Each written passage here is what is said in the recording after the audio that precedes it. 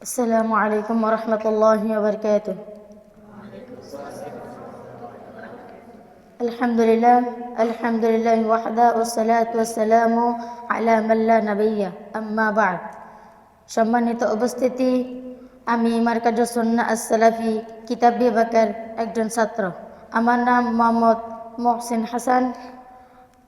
আমি আপনাদের সামনে একটি হাদিস উপস্থাপনা করব ইনশাআল্লাহ। عن أبي أمامة قال قال رسول الله صلى الله عليه وسلم ثلاثة لا يقبل الله لهم صرفا ولا عدلا حق ومنان ومكذب بالقدر।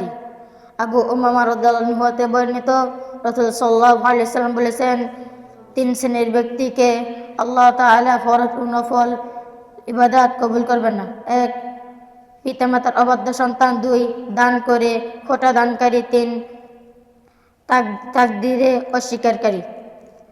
সিলসিলা হাদিস নং 1785।